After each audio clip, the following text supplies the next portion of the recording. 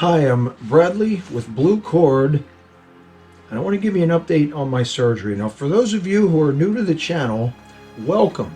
I just had a surgery performed at the Wilmington VA hospital to remove cancer that I developed probably as a result of my exposure to depleted uranium during combat nearly 20 years ago. That's a long time. I've had a lot of adverse health effects during that time, as well as many other members of my task force. Some of them already even dying long before now. Our first soldier died about less than 3 years after we were home from the deployment. I can talk okay. I got so many of you reaching out to me over the last few days after the surgery when I was in recovery. I wanted to make that quick video, what was only about 30 seconds long, but I wanted to let you guys know that I made it.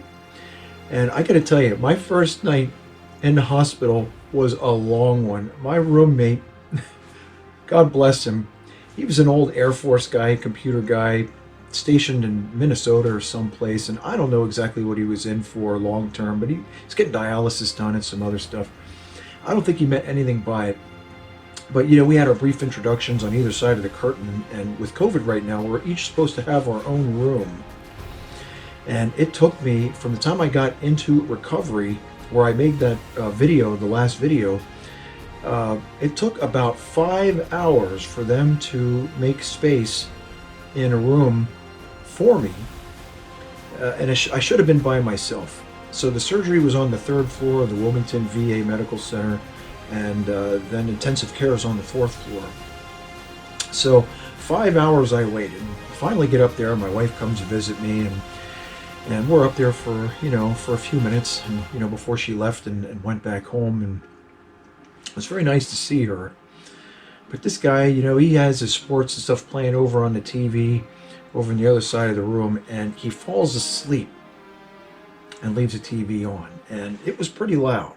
So I was listening to commercials and everything all night. I'm trying to sleep. I'm a light sleeper anyway. That was a long one. And I didn't have my watch on. I had to take all my jewelry off. So my ring, my watch, everything.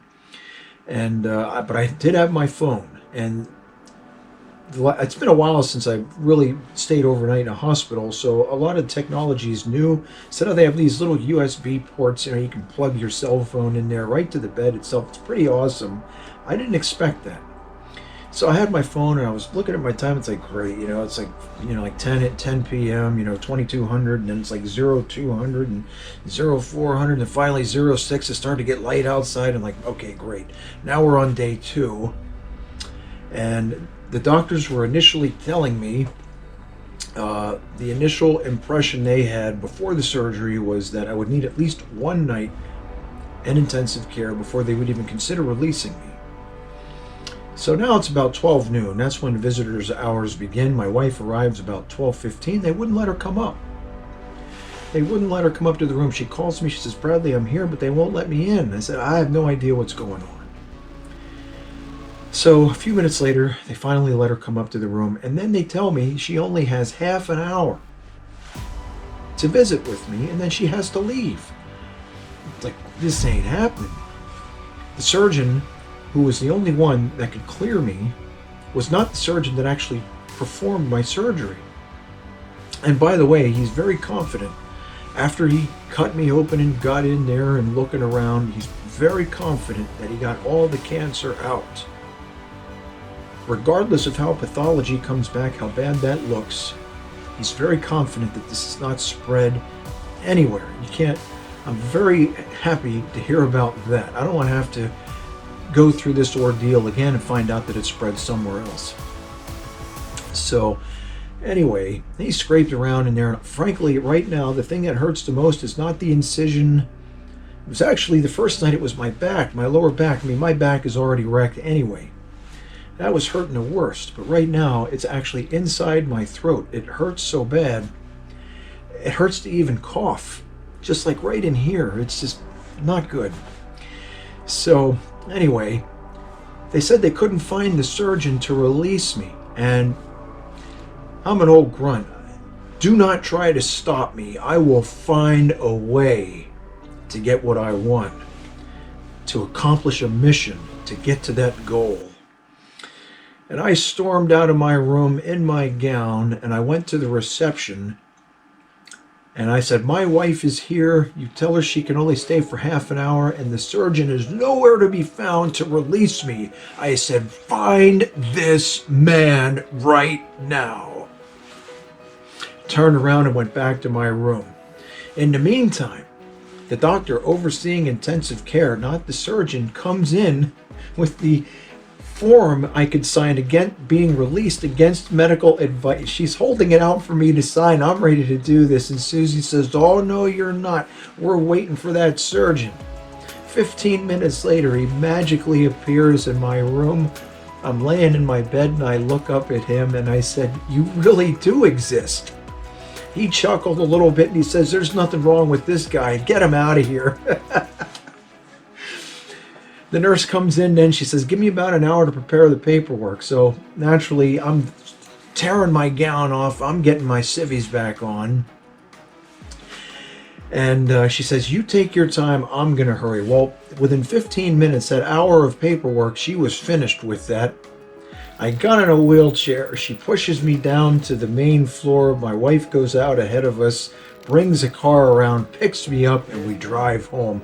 I said, you know what? If I'm going to be miserable, I'd rather be miserable in my own bed. How about that? That's the truth right there. So this morning, Ventrac reached out to me again. You know, they asked how I was doing, and I did communicate with a few of you. So many of you reached out to me directly, and I'm so grateful for that, but I couldn't answer every single one because I needed to get some rest, and I know you understand. But Ventrac was one of the ones that reached out, and they said, Bradley, please let us know how you're doing. I sent him a message. I said, I'm still breathing. I'm still alive, which is part of the reason why I made that short video the other day. So Ventrac called me this morning, and they're making arrangements to get the new top secret attachment to me this week. I can start testing it and filming whenever I want, but I can't release any of that footage until they tell me it's okay. And that probably should be within the first week or two of February. That right now is what we're looking at. First 2 weeks or so of February. So keep an eye on this channel for that.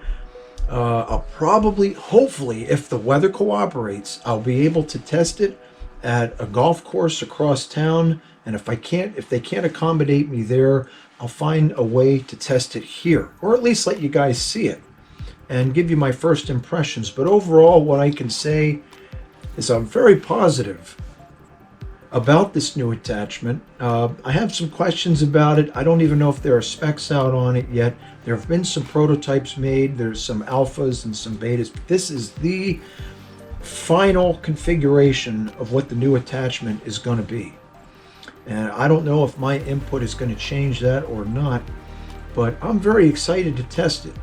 I can see definitely, I think I'm definitely going to enjoy this. And you guys are going to like seeing this too, I'm sure. You know, a brand new attachment. This is super cool. I'm really excited. So each day, I really have to take time to heal. I've just been very tired. I've been very worn out, just run down. This healing process is going to take some time and for my body to adjust. So I don't think I'm going to be out there kicking butt right now, but I sure want to. But I am pretty weak. So I hope you all appreciate, you know, me taking a few minutes to bring you up to speed on where things are right now, where I plan to be. Again, I have no idea what the rest of this year is going to look like, but I'm very positive about it. I feel a little bit better than I did yesterday and the day before. The surgery was about 8:15 on Friday morning and took several hours to complete. So I was done shortly before noon, I believe, is the first I remember looking at the clock again. So if you have any questions, please take the time to leave them in the comments below. I will take the time to respond. For now, until I just get so inundated with comments and responses when this channel really takes off, I like to make it as personal as possible.